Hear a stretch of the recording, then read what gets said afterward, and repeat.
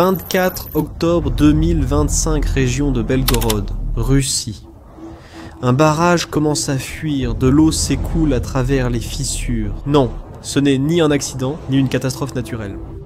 C'est l'une des tactiques les plus brillantes de la guerre en Ukraine, à ce jour. Dans les prochaines heures, des milliers de soldats russes verront leur position engloutie par l'eau. Tout ce qu'ils ont planifié et accompli pendant 5 mois est littéralement parti en fumée. Et tout a commencé ici dans ce barrage. Mais au final, comment l'Ukraine a-t-elle transformé l'eau en arme? Pour comprendre cette opération, revenons quelques mois en arrière. Mai 2025, la Russie ouvre un nouveau front d'attaque dans le nord de l'Ukraine, visant la ville de Vovchansk, une ville qui comptait 17 500 habitants avant la guerre. Aujourd'hui, c'est une ville fantôme, détruite par les combats. Et tu veux savoir pourquoi cette ville était si importante? Vovchansk est juste à la frontière russe et compte parmi les plus grandes villes ukrainiennes sur la ligne de front. Et, pour Poutine, capturer cette ville signifiait 3 choses très importantes. Premièrement, tenir sa promesse publique. En mai, il a lui-même annoncé qu'il voulait créer une zone de sécurité à la frontière. Capturer Vovchansk serait la preuve qu'il mettait cela en œuvre.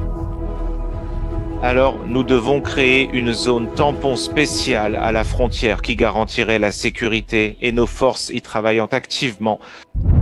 Deuxièmement, la ville est traversée par la route T-2104, une route cruciale qui relie plusieurs autres villes. Contrôler Vovchansk, c'est contrôler la route d'approvisionnement. Et troisièmement, la Russie avait désespérément besoin d'une victoire. Depuis 2022, elle n'a réussi à prendre aucune grande ville ukrainienne. Elle perdait des soldats, du matériel et de l'argent dans une guerre qui avançait très lentement. Même une ville détruite serait un motif de célébration à Moscou. Alors, la Russie a envoyé des brigades entières à Vovchansk. Le 82e régiment de fusiliers motorisés, la 2e brigade Spetsnaz de la garde, la 128e brigade la 138e brigade, des milliers de soldats, des centaines de véhicules. Tout est concentré sur la prise de cette ville. Et voici le détail qui explique tout. Le champ de bataille dans cette région compte 2 rivières, le Saversky Donetsk et la Vovcha. Normalement, ces rivières formeraient des barrières naturelles difficiles à franchir. Mais l'été 2025 a été infernal. Chaleur extrême, pas de pluie. Les 2 rivières sont devenues de petits ruisseaux peu profonds. Les soldats russes pouvaient traverser à pied. Les camions et les chars passaient sans problème. La logistique russe est devenue facile. Ils établissèrent des positions d'un côté du fleuve, de l'autre, où ils voulaient. Ce qui devait être une barrière naturelle est devenu une voie ouverte. Et c'est exactement ce détail que l'Ukraine a remarqué. L'avantage russe dépendait entièrement du climat. Les rivières étaient asséchées. Et si les rivières se remplissaient à nouveau? Maintenant, faites attention à cette coïncidence brutale. Le 26 octobre, le général Valery Gerasimov, chef de l'armée russe, entre dans le bureau de Poutine. Il rapporte personnellement au président que les forces russes contrôlent 70% de Vovchansk. Une victoire presque totale. Poutine devait être satisfait, mais il y avait un problème. À ce moment précis, alors que Gerasimov parlait de victoire, les troupes russes, sur le terrain, étaient déjà en train d'être isolées par l'eau. L'Institut pour l'étude de la guerre a analysé les alertes, les allégations du général. Conclusion. Il n'y avait aucune preuve des 70%. Les preuves montrèrent que seulement 23% de la ville était sous contrôle russe. Même les blogueurs militaires russes, qui reçoivent des informations directement des soldats, ont dit que Gerasimov mentait. Le général russe vendait une illusion à son président, alors que la réalité sur le champ de bataille s'effondrait déjà. Parce que les 2 jours précédents, les 24 et 25 octobre, l'Ukraine avait commencé quelque chose de différent. Ce n'était pas une seule attaque, c'était plusieurs attaques successives. Des vagues de drones, l'une après l'autre, toutes visant le barrage du réservoir de Belgorod. Mais voici la partie géniale. L'objectif n'était pas de détruire tout le barrage, c'était de créer des fuites contrôlées. Qu'est-ce qui se passe? putain, ici c'est vraiment chargé. Les drones ont frappé les vannes, les mécanismes de contrôle, des points spécifiques, de façon chirurgicale. En moins de 24 heures, le niveau de l'eau dans le réservoir a baissé d'1 mètre entier, soit 76 millions de mètres cubes d'eau, et elle s'est déversée directement dans les rivières Siversky, Donetsk et Vovcha. Les mêmes rivières qui étaient à sec, les mêmes rivières que les Russes traversaient à pied. Soudain, ces ruisseaux sont redevenus d'énormes barrières, et les preuves sont venues de partout. D'abord, des soldats russes eux-mêmes. Ils ont commencé à poster des vidéos sur Telegram, des vidéos qui n'étaient pas de la propagande montée, mais des enregistrements bruts, désespérés. Un soldat a filmé sa tranchée avec de l'eau jusqu'aux genoux. Il a dit « Nous sommes passés de l'infanterie aux fusiliers marins en 1 jour, avec de la chance. Dans la position voisine, tout l'abri a été inondé, ainsi que tout l'équipement. » D'autres vidéos montrèrent des routes complètement submergées, des véhicules militaires engloutis dans la boue, des points de passage de rivières qui s'effondraient, des tranchées détrempées, des munitions emportées par l'eau, puisque les preuves sont arrivées de l'espace. Des analystes indépendants ont utilisé des images satellites, dotées de la technologie radar. Ce type de radar peut voir à travers les nuages et détecter l'eau sur le sol. Les images ont confirmé une inondation massive en aval du barrage, visible depuis l'espace. L'eau coupait des routes, des voies d'approvisionnement et des lignes de défense dans toute la région de Vovchansk. Puis, un fait curieux s'est produit. Des sources russes ont tenté une comparaison. Ils ont déclaré « C'est comme pour le barrage de Novakaïkovka en juin 2023. » Tu t'en souviens ? L'un des plus grands barrages d'Europe a été détruit dans la région de Kherson. Ça, c'était une catastrophe humanitaire gigantesque. Des villes entières ont été inondées. Des milliers de personnes ont perdu leur maison. La catastrophe environnementale s'est fait sentir dans toute la région.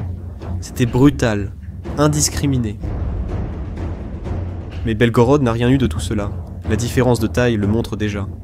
Kharkovka contenait 18,2 milliards de mètres cubes d'eau, Belgorod en avait 76 millions, des dizaines de fois moins. Kharkovka était un marteau, elle a tout détruit sur son passage, civil et militaire. C'était une arme de terreur. Belgorod était un scalpel, une fuite contrôlée qui a touché des mécanismes spécifiques. Le gouverneur de Belgorod a même essayé de minimiser publiquement, en disant que seulement 10 jardins privés avaient été inondés. L'impact civil a été minime, mais l'impact militaire, eh bien celui-là a été dévastateur. Parce que regarde ce qui est arrivé aux forces russes, aux routes d'approvisionnement qu'elles utilisaient. Éliminées, complètement balayées par l'eau. La capacité de combat de tout le groupe de Vovchansk a été entravée. Les rivières, autrefois faciles à traverser, sont redevenues infranchissables. L'avantage de l'été sec, qui a soutenu 5 mois d'offensive, a été inversé en 72 heures. Mais le pire n'était pas l'inconvénient, c'était l'isolement. Plusieurs brigades russes avaient traversé les rivières et établi des positions de l'autre côté. Maintenant, ces mêmes soldats étaient liégés. Le 16e corps d'armée ukrainien a officiellement déclaré que les unités russes ayant traversé le Seversky Donetsk sont complètement isolées des forces principales. Des analystes militaires ont identifié les unités spécifiques qui étaient en danger. La 128e brigade de fusiliers motorisés, la 116e brigade de la Rosgvardia, la 17e, la 136e brigade de fusiliers motorisés, la 68e brigade de fusiliers motorisés. Au moins 4 brigades, des milliers de soldats. Imaginez la situation de ces soldats. Derrière eux, une rivière inondée, la seule route d'approvisionnement impossible à traverser maintenant. Devant eux, les lignes de défense ukrainiennes. Ils n'étaient pas encerclés par des troupes ennemies, ils étaient encerclés par la géographie elle-même. L'Ukraine a utilisé la précision pour remodeler le terrain et créer un piège parfait. Le 16e corps d'armée ukrainien a fait une déclaration froide et directe. Nous attendons une augmentation du nombre de prisonniers de guerre. Ce n'était pas une menace, mais un calcul militaire. Ces unités encerclées en Bongschreino avaient en 3 options. Premièrement, tenter de traverser une rivière en crue sous le feu ukrainien, ce qui serait du suicide. Deuxièmement, se rendre en masse. Troisièmement, rester sur place jusqu'à épuisement des munitions, du carburant et des fournitures médicales. Et ensuite, être capturés ou tués. Avant le 24 octobre, les forces russes se posaient à l'offensive. Après le 26 octobre, elles luttaient pour survivre. Positions détruites, munitions emportées par l'eau, véhicules abandonnés en train de couler. Un porte-parole militaire ukrainien, le colonel Viktor Treyubov, a résumé: la rupture va réduire l'intensité des attaques russes et compliquer toute leur logistique. Les troupes russes ne pensaient plus à avancer. Elles marchaient dans l'eau, cherchant un terrain sec. 5 mois d'offensive, des milliers de soldats, des centaines de véhicules, des milliards de roubles dépensés. Et tout a été annulé en 3 jours d'attaque précise contre un barrage. C'est ça, la guerre moderne. Il ne s'agit pas toujours de qui a le plus de chars ou le plus de soldats. Il s'agit de qui réfléchit le mieux. Celui qui identifie la faiblesse de l'ennemi et l'exploite avec une précision chirurgicale. La Russie a compté sur la force brute et sur un avantage climatique temporaire.